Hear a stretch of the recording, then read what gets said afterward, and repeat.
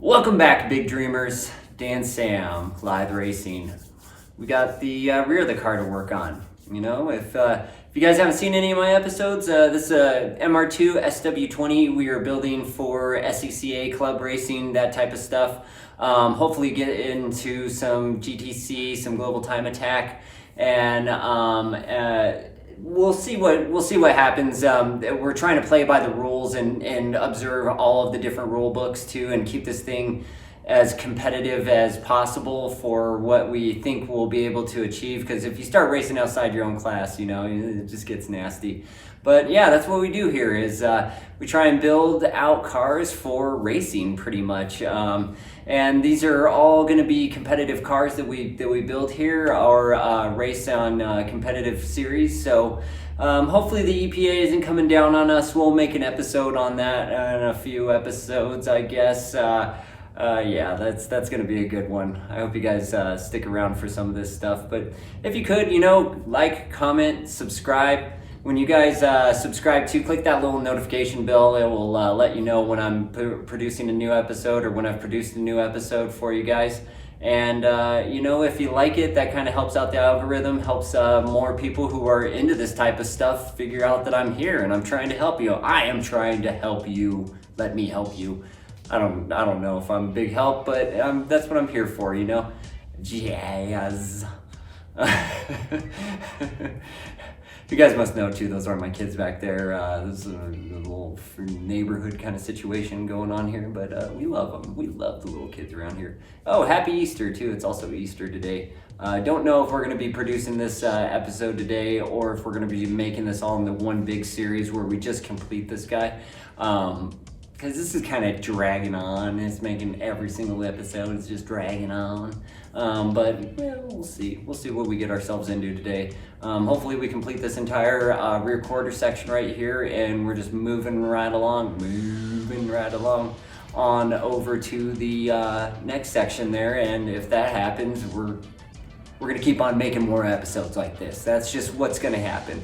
If it takes forever though, I think I'm just gonna make a big long one. How you guys like that? You don't like it? Okay, I won't do that then. All right, well, let's get to work on this damn thing then. You guys give me enough. Yeah, so welcome back to the inside of my little messed up wheel well here. I took a grind wheel to this guy before I really looked at a whole lot of ways to do this stuff. Not really something common that you do in the racing world as far as like street racing, stuff like that. But I figured we're gonna give this a go here. And so I kind of started this grinding away on this guy here. You know, kind of mixed stuff really. You eat up a flap disc so quickly trying to grind away some of this undercoating. And the other really bad part about it too is you can see where I've kind of heated up. Oh, where are we at? You can see where I kind of heated up some random bits there, and we don't need none of that. It already got so hot from the inside from doing all the welding that we want to keep this area nice and tight and non-warped, you know, too, because as soon as you start heating stuff up, it starts shrinking back and doing some odd stuff. So we got to work fast in here and just try and make sure that we're, you know, doing our due diligence to not overwork the metal or overheat the metal. But as long as we keep that in mind, I think we'll be all right. We might even come back along on this parting line that you guys can see right here and just kind of cut everything away from this parting line here. So we got a good tunnel going on. That does alleviate a lot of the structure in this rear kind of quarter panel here, but it's really not doing a whole lot to hold the gusset of the strut or do any of this other stuff. So I think we'll be pretty all right doing any number of things back here, but we're gonna keep it pretty tidy. Tidy whiteys. I was thinking about going white with this thing too. What do you guys think? I don't know, I'm tossing it around a lot. It'd be cool to have everything all like wild colors on the outside and then just plain Jane white on the inside, or on the outside. I don't know. It's like a body. It's like got all the guts inside.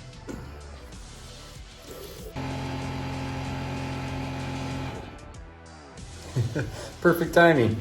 Perfect freaking timing. All right, so here we are.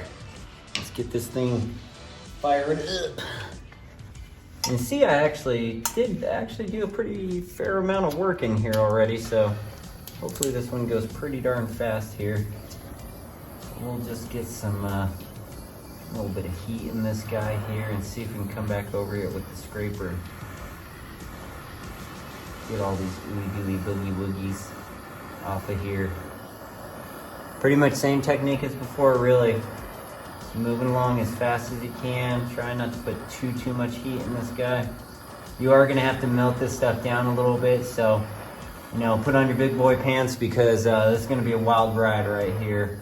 If you do choose to do this, which once again, I don't really suggest this one for your average guy here, but if you do choose to go this direction, you really got to put on your big boy pants and pay very close attention to what you're doing, because you're gonna have little flame ups like what I'm having right here. And already this metal has gotten pretty hot and right on the warpable end of things, and I've barely been on this thing for long enough to get a barbecue going. Like, if this, you got to compare this to your average barbecue cookout, you know what I mean? Like, this would this temperature here wouldn't even compare, you know?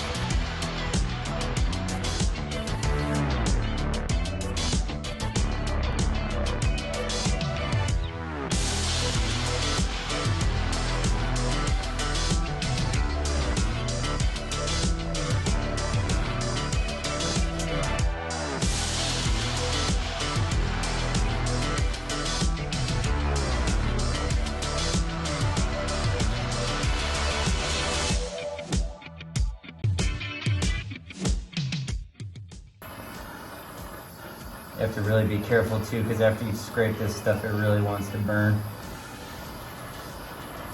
We are heating right along the seam right there. All these things are kind of important.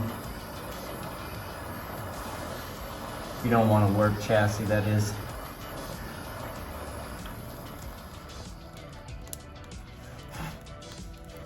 Really wish YouTube gave us the opportunity to do like a choose your own adventure video, you know, where I could give you guys the opportunity to choose what kind of tackle next, you know, because a lot of times you got a lot of stuff going on, and I like to help you guys out with whatever you guys got going on. And you know, I think we could probably cover most anything on these MR2s here, from you know, from tuning on over to this type of crap here. Oh yeah. Oh yeah. Yeah, just popping right off. I think it might be time for us to get into a little time-lapse action here. While I dig out some of these here boogers along this seam here. And we'll need to change up the angle for a little time-lapse action, but let's get her done, see if we can finish off this entire area right here.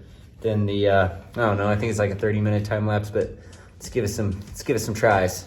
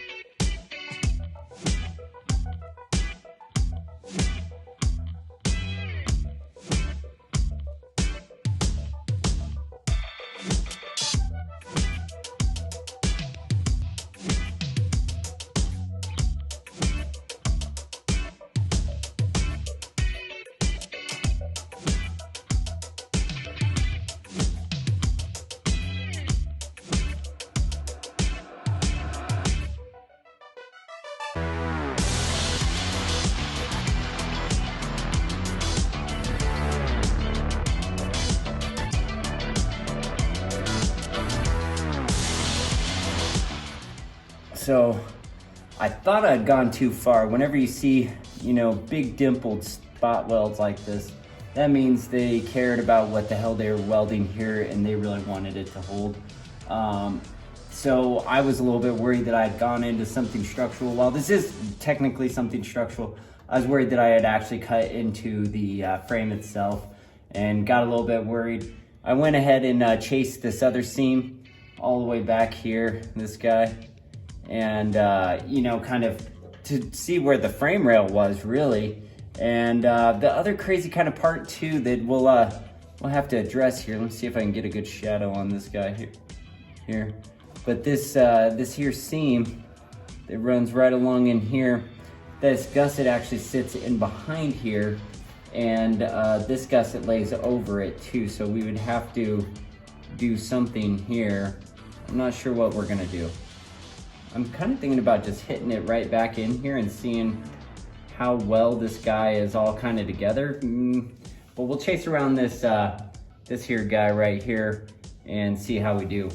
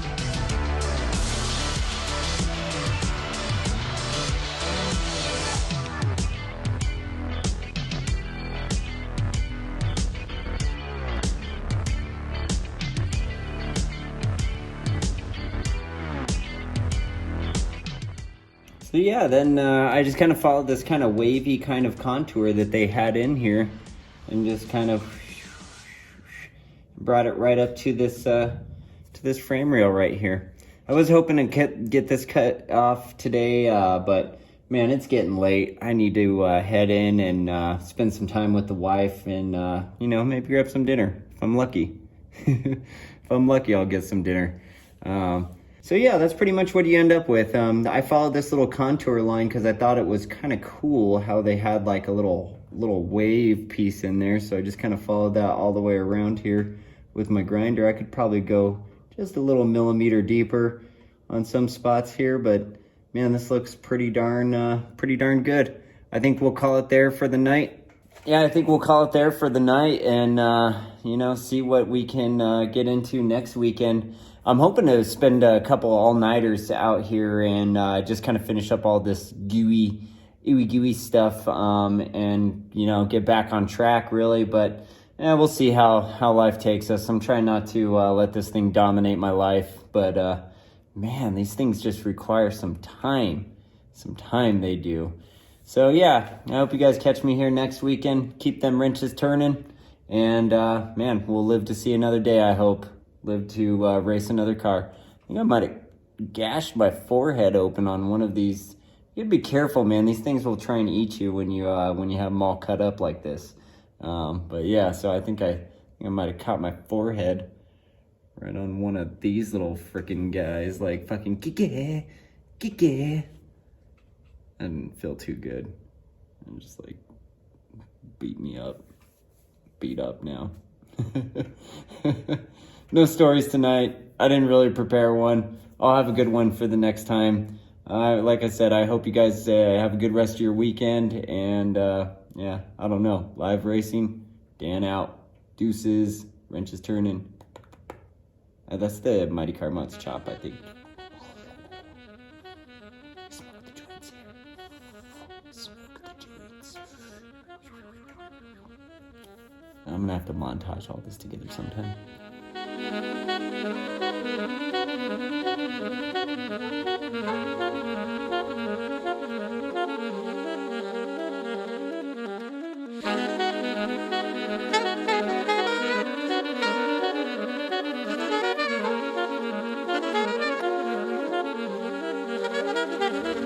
That's what you get. Yeah. Here's and guys. Guys and here's. Here's and beers.